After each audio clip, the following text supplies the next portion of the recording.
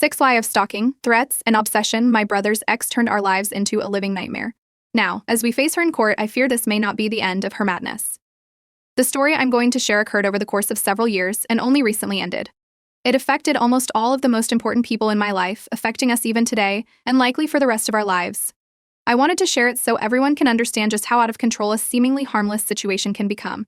Due to the length of this event, I'll likely break this story up into several parts. First, let me lay it out for you. My brother has always been my closest friend.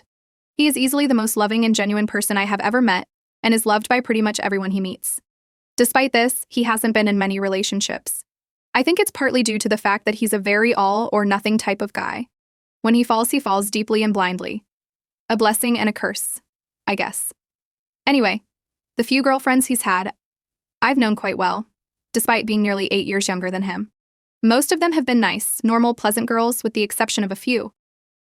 We had high hopes that he'd settle in with a long-term, wonderful girlfriend as he entered his adult life. We had no idea we'd spend 6 years sharing a hell with him, our family and our close friends, all by the hands of one girl. I'll call her Pam. I met Pam when I was 11, my brother 19, and she was 17, graduating high school. I remember being surprised to have him introduce her right off the bat as his girlfriend, since neither my parents have I had heard anything about her. But she was kind, warm, an honor student, and beautiful. I admired her immediately. For the first year of their relationship, Pam never seemed off. She was always happy, always kind, and always had good stories to tell. She and I grew closer, as she seemed eager to bond with me, and it was like having an older sister. We shared many of the same interests, and friendship came easy between she and I, as I was mature for my age and she was so inviting. But halfway through their second year of dating, we started noticing things about Pam. Just small, odd habits she had. If someone was having conversation with my brother that did not directly involve her, or that she wasn't a part of, she tended to insert herself as best she could, sitting closer to my brother, laughing a little louder, calling him away, etc. If any of our family or friends would ask my brother questions about college or future aspirations, she'd grow increasingly uncomfortable and sometimes made comments like, "I hope you have it all planned out, 'cause I'm going wherever you're going." My parents and I would chuckle about these behaviors, assuming that Pam just loved my brother and was a bit protective. We liked her a lot and had high hopes for their relationship. I hate to think now how blind we were. One night, my brother came home late from a party. I was 13 at this time. He was about to turn 21. So he walked in the door. Our parents were already asleep, but I was up in the living room. I could immediately tell he was upset about something. I asked him what was wrong. As he walked into the kitchen, I realized he had a large welt on his cheek. I asked, "What happened to you?" He said, "I got in a fight, it's cool." So this immediately raised suspicion, as my brother was as far from the fighting type as you could be. "I fight over what?" I asked. "Pam," he said simply and went to his room. The next morning, he was driving me to my soccer game and I pried again about what had happened. So he didn't answer at first, but then said, "Pam is kind of weird." I asked how so. He said, "I don't know, she likes to start things." Pam was a pathological liar. Apparently she did it all the time. Looking back, the constant news stories of places she'd been and things she'd done didn't seem to be truthful. So that night at the party, Pam had told my brother that another man at the party had attempted to rape her. My brother, being the man he is, confronted him, and he said, "I've never even seen her before." So a fight ensued over the accusation. On the car ride home, Pam said that my brother must have misinterpreted her words and that nothing close to rape had occurred. So the lying seemed to be a detrimental bump in the road, and my brother broke things off. After several weeks, Pam contacted me asking if I wanted to go shopping with her. Having had a good relationship in the past with Pam, I agreed. My parents thought it was strange that a 20-year-old wanted to spend time with her ex-boyfriend's 14-year-old sister, but they let me go anyway. The day started pleasantly. Pam caught me up on her life and asked how I was / how my family and brother were. Nothing seemed strange until she began to bring up uncomfortable conversation. She explained to me that she had had a sexually traumatic childhood, and that's why she lied so much. But she also aggressively defended herself, saying whatever your brother told you was a lie. He was the one telling lies. That's why I had to break up with him. She seemed to jerk around the conversation from normal to deeply personal and strange topics. She explained in detail a lesbian experience she had had after ending her relationship with my brother, and told me that I should try it. When I came of age, of course, I became increasingly uncomfortable with the conversation. She noticed and immediately apologized, saying that she really liked being my friend and that she loved my brother, and that's why she was acting so crazy. I told her I liked being her friend too, and that I understood her feelings. This was a mistake. This is when the phone calls began. It started with just one. She called me a week after we had hung out at 10 p.m. She was sobbing and saying that she was so sad without my brother and that she needed to get him back. Then they happened nightly, later and later each time. I'd be dead asleep at 2 a.m. and receive a sobbing, hysterical, and desperate phone call.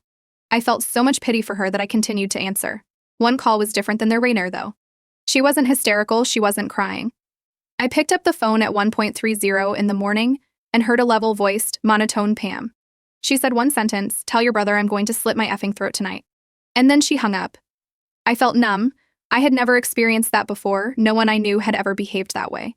I texted her over and over again, asking if she was okay and telling her to not do anything. I panicked. I thought I had done something wrong, and that since she told me I would be responsible in some way. So the next day, I told my brother what had happened, and he said he'd go to her house to check on her. A week later, Pam arrived at my house, arm in arm with my brother. They had gotten back together and seemed as if nothing had happened. She smiled at me and never once mentioned the phone calls she had made to me. The next month is when things escalated again. I came home from school to my entire family sitting in the living room. They told me to sit down. I thought someone had died. So my mother told me, "Your brother let us know how you're feeling." I had no idea what they were talking about. Feeling? I asked. My brother looked at me with pity in his eyes. "Pam told me that she wasn't the one who called you. You called her, and you're the one who wasn't feeling well." What the fuck? No, that's not what happened. She called me every night for 2 weeks crying and saying she wanted you back. That's not what she said. She said that you called her with your problems and that she wasn't sure what to do. I was immediately angry that her lies were continuing and that my own family believed them enough to stage an intervention. I showed them the text messages she'd sent me, played them voice messages, and showed my call history. That put an end to that lie. After that, I wanted nothing to do with her. My brother broke up with her again. She called him hundreds of times and sent hundreds of messages. She showed up at our house a few times with baked goods, wanting to apologize, but we ignored her. Eventually, she left us alone, and we didn't hear from her for almost a year. On my last day of class before winter break during my sophomore year, I walked out of school and was met by an incredibly unwelcome surprise. So this is where things got. Pam was pacing in the front of the school, biting her fingernails and scratching her head. Her face looked sunken in, and she had bags under her eyes. I almost didn't recognize her. I began to cut across the front lawn with my friend, Liz, to avoid her, but she saw me and walked as fast as she could in my direction. She outreached her arms for a hug, but I stopped. The first thing she said was, "You're mad at me." So I asked her what she was doing there, and she laughed quietly. "I wanted to apologize for whatever your brother told you." "I'm sick, Oz." She used a nickname only my brother called me. "I know. Please don't talk to me anymore." I started away, knowing my brother was parked waiting for me around the corner. Pam reached out and grabbed my shoulder as I did. I quickly pulled away and said, "I'm serious. Leave us alone. I think you need some help." "Pam."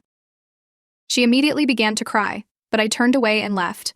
My brother pulled into the front parking lot of the school and opened his car door for me. "Is that effing Pam?" He looked through his front mirror. "Yeah, I don't know what she's on, but she's crazy." That night, at around 1 a.m., there was a knock at our door. My dad went to it and looked through the peephole. "Ah," he said, surprised. "I think it's what the fuck, I think it's Pam." "Don't open it, I think she's doing drugs." My brother said. My mom wanted to call the police, but my brother and my dad said we should just wait until she went away. A few moments later, she rapped on the door harder and more violently. We heard her wailing and yelling, "I hear you, effing let me in." As she cried. "She has a baseball bat or something," my brother said, coming from his room where he'd looked out the window. I looked from the den window. She looked like something out of a horror movie. She was wearing a grubby dress, barefooted. Her hair had been cut to above her shoulders and was in a wild, halfway in a bun, halfway out mess. She had wiped her makeup down her face like a ghoulish movie character. She looked even thinner than she did in daylight, and she swung a metal baseball bat around as she stumbled about our yard. "I'm calling the police, she must be drunk." My mother said. "No, it's fine, she's just giving a show. She'll leave."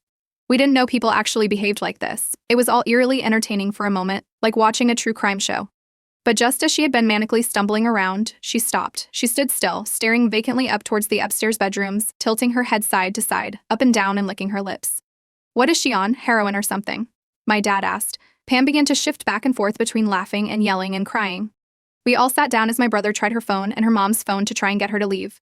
We sat there and listened to the frightening, animalistic sounds of her outside. But then they stopped. We checked the windows and she was gone. We all sat in silence for a moment, taking in the strange encounter. So my father just chuckled and shook his head. My mother shook hers, pitying the girl for being so disturbed. But I was frightened.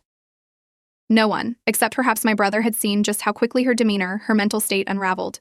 From overprotective nature to small lies to pathological lies to full-blown manic outbreaks. But this was her worst, and we didn't expect anything more to come of it, that she'd fade away from our lives, since now she knew we weren't giving in to her desperation. But in the next 2 years, we learned how wrong we were. I will deliver a part 2, possibly 3, of Pam, as the truly frightening aspects of my story happened in the last 2 years. Update 1, obsessed ex is harassing my family for years. Hello again. This is part 2 of an ordeal I've experienced at the hands of an emotionally unstable person. In the first part of my experience, I discussed the beginning of my family and my own relationship with my brother's girlfriends at the time. Pam, I explained that small warning signs of insecurity and reoccurring lies progressed into much more manic, violent, and aggressive outbursts. Part 2 covered the first 4 years of our 6-year ordeal. I was age 11 to 15 during the occurrences told in Part 1. Part 2 begins at the beginning of my junior year of high school. After the wintertime incident at our house, Pam stopped coming around. She was still very present, however. Every member of my family endured daily text messages and phone calls. They ranged from apologetic and stable to incredibly distraught or outraged, cursing and making threats. I remember wanting to sleep with the lights on for several months after the incident, afraid that she'd climb the fence of our backyard and I'd find her standing at my window with the same vacant, crazed look she had that night in our front yard. All 4 of us eventually decided to have our phone numbers changed and block her from our devices and social media accounts. She still had our home phone number. However, Pam left some of the most frightening and haunting messages I'd ever heard. I can remember standing in my kitchen with my family, my brother playing the messages back for us. The one stood out. It showed us just how unstable and potentially dangerous she was. My parents and I had returned from an early morning indoor soccer game in February of 2015. My brother asked us to come into the kitchen because we had to hear the new crazy Pam had become. The first message was about 30 seconds long and received at 12:30 a.m. the night before. Pam sounded mildly angry and demanded that we return the batch of cookies she had brought to a 4th of July party some years ago because she didn't want us to have them anymore. We all exchanged humor glances at how ridiculous of a request it was. My mother turned to leave, amused, but my brother stopped her, saying that wasn't the crazy part. My brother played the message, received it roughly 3 in the morning that day. We were confused at first because the first 15 seconds was that white noise, the kind you hear when a device plays the sound recording of an empty room, if you know what I'm talking about. But all of a sudden, in a deep, animalistic, and enraged voice, she screamed, "Stop effing playing with me.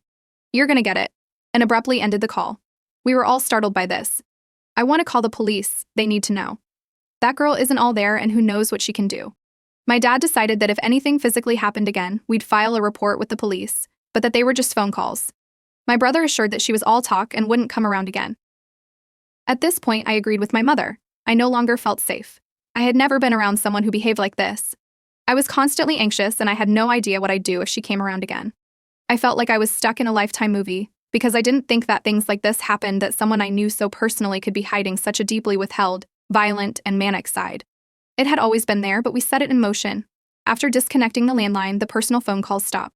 We didn't hear from her ourselves, but some of the friends my brother shared with Pam would come to him, saying that Pam wanted to speak with him, and that she would call and message them regularly wanting his phone number. Luckily, none of them gave it. Just before summer, Pam disappeared. No one got any messages. No one saw her in town. Nothing until my brother received an email from Pam's mother, who my brother continued to speak to occasionally. She informed my brother that Pam's family had moved her to the East Coast to undergo treatment for a substance habit. Pam's mother had given us more information about the mental state of her daughter. Her mother had not spoken to or seen Pam much during the time she unraveled, when she came to our house or when she'd made the phone calls. Pam's mother had been under the impression my brother was still in a healthy relationship with Pam, and only learned about their breakup and the incidents following it. She explained that her daughter had always had been a white liar, making up stories that didn't make sense, blaming others for things she had already been caught for, arguing the truth of things that were already proven facts. I don't think she ever thought that anything she did was wrong, even when it was. I don't understand it, because she was not raised that way. She had explained to my brother Pam's issues were something that had always been present, but settled comfortably beneath an intelligent and attractive exterior. She'd fooled us, and maybe even herself. Without Pam to worry about, our lives seemed to go back to normal. I still looked over my shoulder every now and again. But I was preparing for 11th grade. My brother was beginning a new career and dating a new girl, the daughter of a close family friend who he'd grown up with. Pam started to fade away from our minds for a while. As myself and my friends began to drive, I remember noticing a car quite a bit. You know that car you see repeatedly around the area you live in. You notice it more than the others, because you noticed it once and now you can't stop noticing it since you know it exists. You know it belongs to someone, but you've never seen the driver, just the car. It was like that. I noticed it out of the corner of my eye at a stoplight or out the window of a restaurant as it drove past. I didn't think much of it, but I noticed it pretty much every time I was out, walking, driving, and many times with my brother. I didn't understand how often I'd seen it until one day it clicked, and it startled me. It scared me. I saw it parked in my neighborhood, and I remember thinking, that's that thing car. What is it doing here? We lived in a smaller, older neighborhood. Most of the people who lived there had been there for a long time. We knew a lot of the neighbors, and houses were pretty much never on the market. New people showed up maybe once every 5 or so years, and when they did, most people knew about it. So an out-of-place, but oddly familiar car came as a huge surprise to me. I pointed it out to my brother, who had been in the car with me at the time. He said, "Oh yeah, I've seen it a few times." I didn't feel right about it, but I assumed I was being paranoid. A few months later, I was well into school, had a job, and was too busy to let myself worry, even though I did. So one day at work, I was wiping down tables in the front of the restaurant. As it was a pretty slow day, only a few people in the store. I remember seeing someone standing outside the front doors, just barely visible out the window. I was busy and assumed they were deciding where to have lunch, as another restaurant was directly next to ours and people did this often. But they weren't there anymore and I assumed they'd gone next door. I went out to clear dishes off the front patio and clean up, and I saw them walking away from the store, down the strip of businesses in the plaza. Back inside as I worked, I noticed the same person walked back and forth several more times. So I was wary at this point, as the person seemed to linger for about an hour. I didn't think anything of it afterwards, though. I was a theater student and had to take some time off for a play I was in. Come opening night, I was so burnt out, I didn't notice anything. And even if it was out of the ordinary, my family came opening night, the fourth show, and closing night. So leaving with my family from the fourth show is when I snapped back into my anxiety-ridden reality. So that car was in the parking lot. It was parked a few rows away from my parents' car. I had never seen it at my school before, and I knew it didn't belong to any of my castmates. "So what does Pam drive?" I asked my brother. "Pam? I don't know. Why? That stupid car. It freaks me out." It's like everywhere we are. A few days later, I had an answer. At closing night of my show, I went out into the lobby of the theater to greet everyone when finished. I hugged my parents and my brother, but I noticed that they all looked distraught. My brother was visibly upset, and my parents were trying to make conversation, the way they do to avoid something. "What happened?" I asked. "Ah, Pam. She was here." I sort of felt the color run out of my face. I didn't know how much what Pam had done had frightened me until then. "Did she leave?" "I don't know." My brother said, "Don't worry about it." I went and got my things and remembered how strangely violated I felt. So that Pam had watched me for the past 2 hours without me knowing she was in the same state, let alone the same building. I decided to go home straight away. We left the building and there she was. She was looking at her phone, standing at the mouth of one of the hallways in front of the theater. So I stopped for a moment, but the four of us decided to walk as hurried as we could towards the parking lot, hoping to ignore her and breeze past her. She looked different, still skinny, but she wore makeup again. From a distance, she looked almost like the old Pam. But as we got closer, she looked up from her phone and still had the vacant, animal quality to her face. A bit of anger flashed over her face as she noticed us. She looked like she was going to say something, but we all pretended to not notice her and continued on. She followed closely behind us. "Hey, wait a minute." At the front of the school, my brother stopped as we kept walking. I heard him say, "You need to stop." We got to our car and watched them talk from a distance. I wanted to get in our car and leave. My mom and I got in while my dad stood outside. Pam was yelling at my brother at this point. So he made his way towards his car.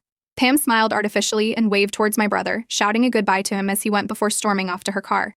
So my brother stopped to talk to my dad a moment, got in his own car, and left after Pam peeled out of the lot, in the same car I had been seeing for the past month and a half. Velp, just as crazy as ever.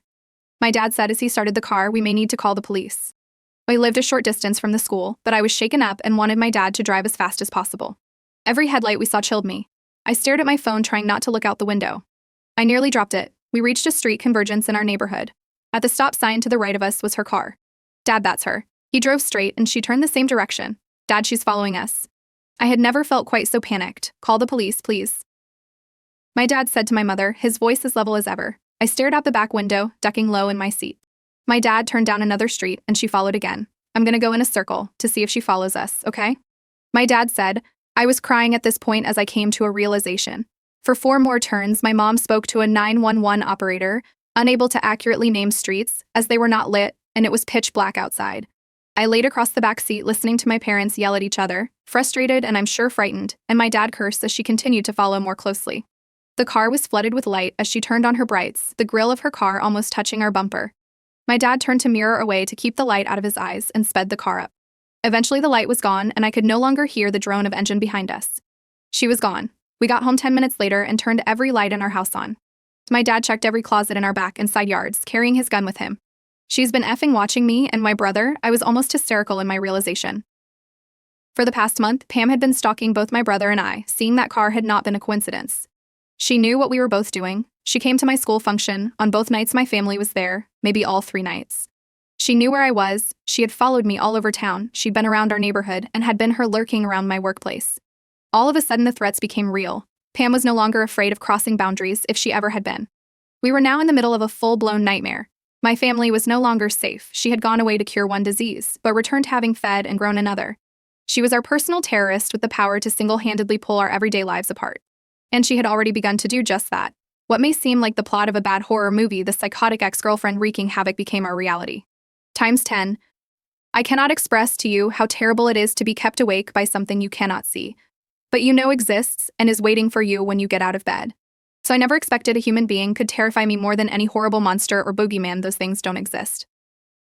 I'm sharing this ordeal to help others understand warning signs and pressure those who see them to take action to protect themselves.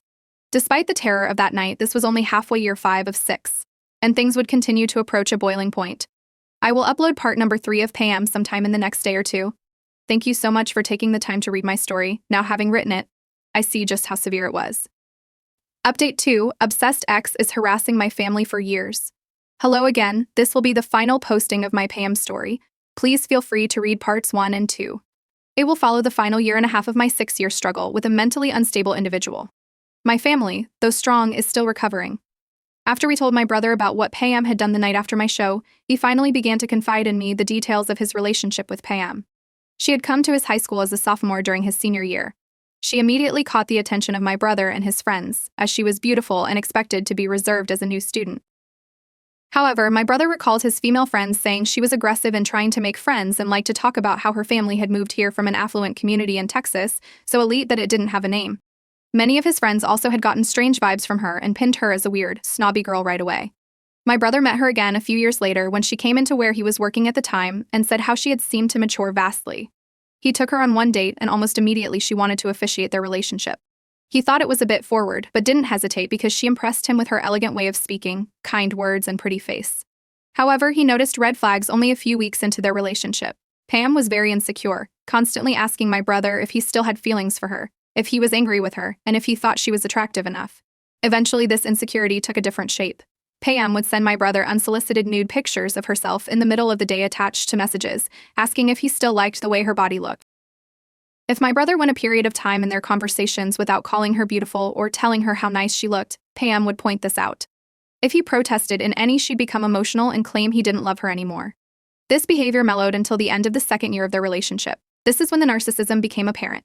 Pam would often talk lowly of my brother's previous girlfriends and female friends, boasting about how much more attractive she was than them. Pam refused to attend several of the events my brother asked her to go to, like my birthday dinner or our aunt's funeral, because she wouldn't know anyone, would have no one to talk to. She also enjoyed referring to herself as a princess and wanting to constantly be doted upon.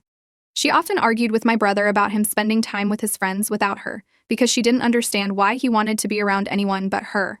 She was 100% convinced she would one day be a celebrity and marry my brother. At this point, I was in disbelief that my brother, a smart, kind, and good-looking man, was wasting any more of his time with a girl who behaved like that.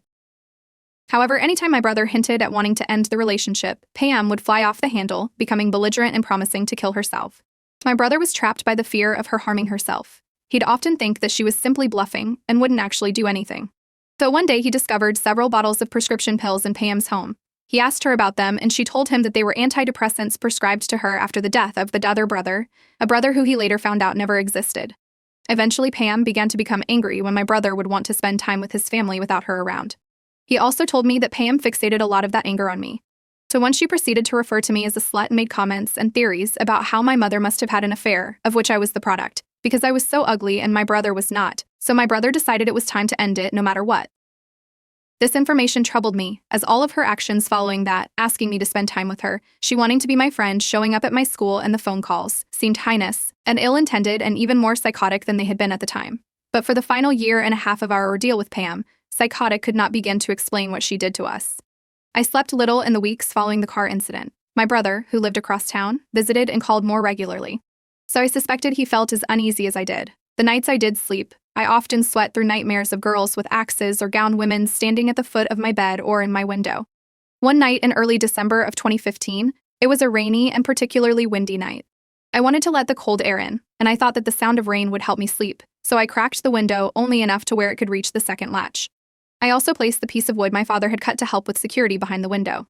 I pulled my curtain in front of window, leaving the cracked part of the window uncovered to allow air to pass the heavy blackout curtain. I remember waking from sleep, vaguely hearing a foreign noise against the roof out my window. Then my room was on the second floor of our house. Our house had 3 levels, and the second story was only 6 or 7 steps up from the primary floor of our house.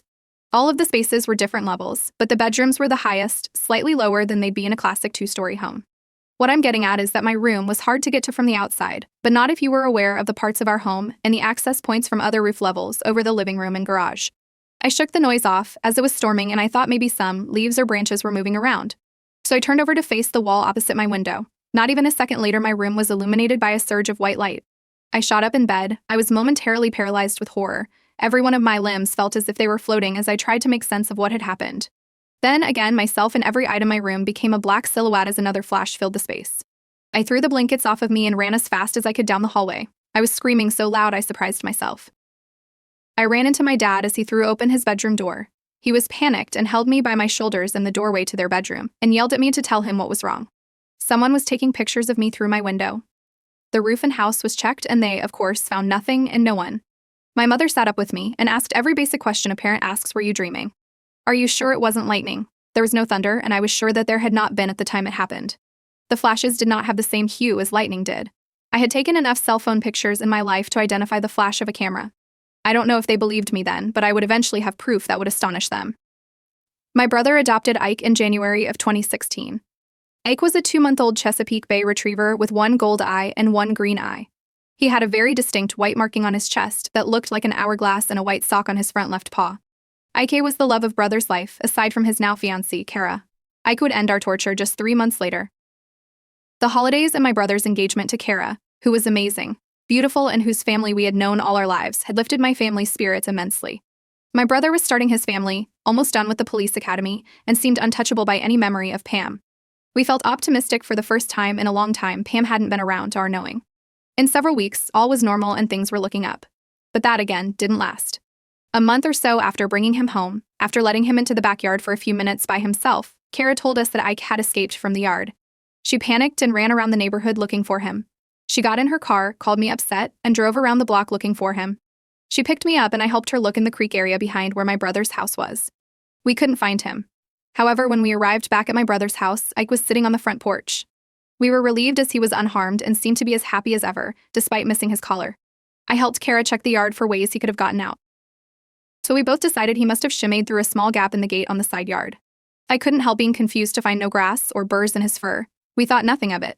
A few weeks later, both my brother and Kara were going on a weekend trip with some friends, and I offered to take care of Ike.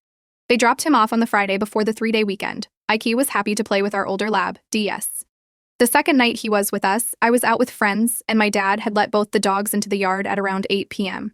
He sat in his chair in the living room watching a show with my mom. They say they remember hearing Des barking because he yelled for him to be quiet, but they assumed the puppy was riling him up.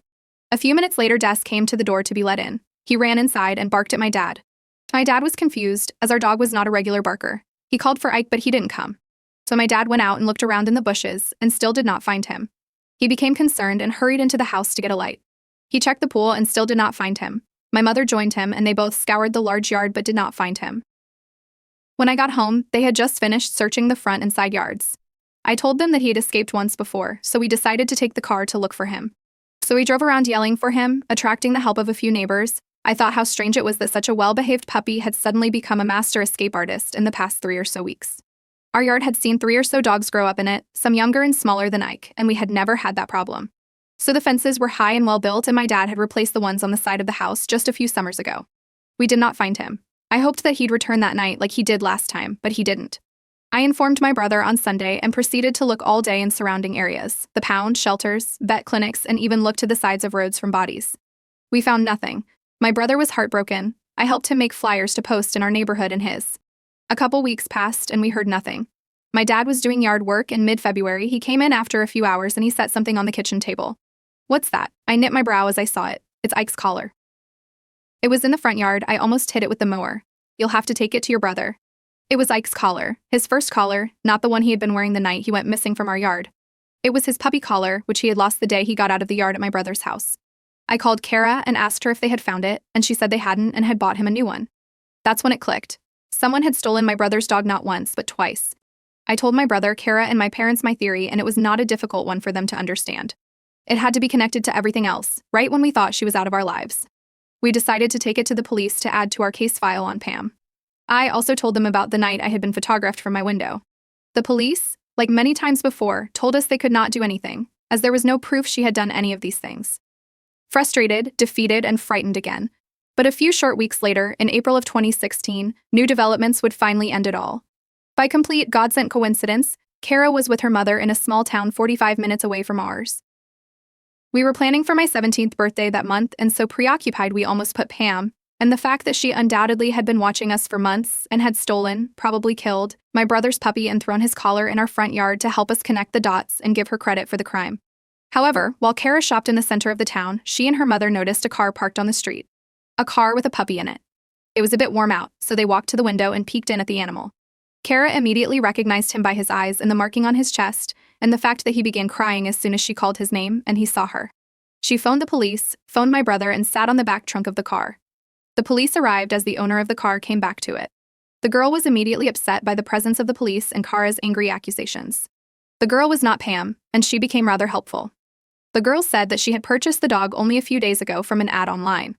She told police that the girl she purchased her from was super shady and eager to get rid of the dog, who was skinny and a very cheap price.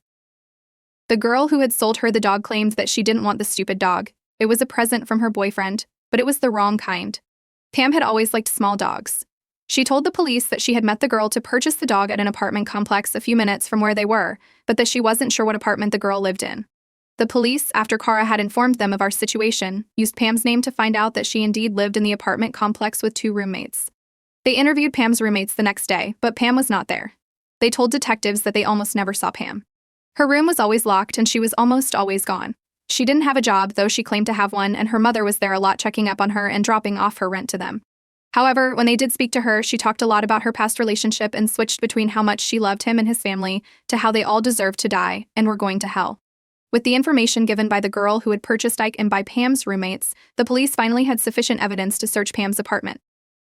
I don't know much about what they found, but what I do know horrified my family and horrified me. On Pam's computer, they found hundreds upon hundreds of pictures of my brother, my parents, Kara, and of me, our cars, our houses, my school, my brother's school. Of Ike, pictures taken through our windows at night, picture of us sleeping. Photos taken from our social media vacations, the picture of my brother's proposal to Kara. She had even doctored herself into some of them. She still had pictures of her and my brother and her with my family up around her room. She had kept Ike in her closet for weeks on a towel and with just water and little food. In her search history, they found everything from rape fantasy and other violent pornography to weapon research. The police now had sufficient evidence to arrest Pam. Pam had been obsessively stalking my family for more than 2 years. She had stalked us from her car, following us around town. It had been her snapping photos of me from the roof outside my window. She had watched my brother drop Ike off at our house. She had documented her opinions of us, our habits, and her plans in a journal, which we will not get to see until the case is taken to trial next month. So my brother, myself, my father, the girl we found Ike with, Pam's roommates, several of my brother's friends, and Pam's mother will testify against her. And it will be the first face-to-face interaction any of us will have had with her in many months, and I am terrified. And I'm angry. I'm angry that an evil, narcissistic, malevolent, psychotic parasite like her had latched onto my brother, onto my family, and single-handedly stripped us of our security, our sanity, and our trust. Every creak, every bump, every unknown face, and every vehicle following too closely will send me into a tailspin of dread, and I'll see her again, standing in my front yard in her dress and looking up to the sky with a vacant, animalistic gaze. My life became a real horror story, not because of a haunted house or because of an axe-wielding murderer, but because of a sick girl with a broken mind and a fixation on something unobtainable. I'm 17 years old, and I've experienced an ordeal most will read and think is a sad attempt at a thrilling fiction post. My family is healing, I'm healing, and she did not break us. I hope that this story helps anyone who has gone through something similar feel not so alone. I hope that those of you who read this and think of someone who shows the same warning signs as Pam did are now prepared to take action to protect yourselves. Don't wait until things get as bad as they got for me. Be aware of the power of mental instability and the danger behind it. As our trial happens, and we learn more, I may update this posting with more information. I can't thank you all enough for the support you've given me as I've posted my ordeal. I'm relieved to have written it all into the words I could not find in these past 6 years of my life. I'm stronger from it,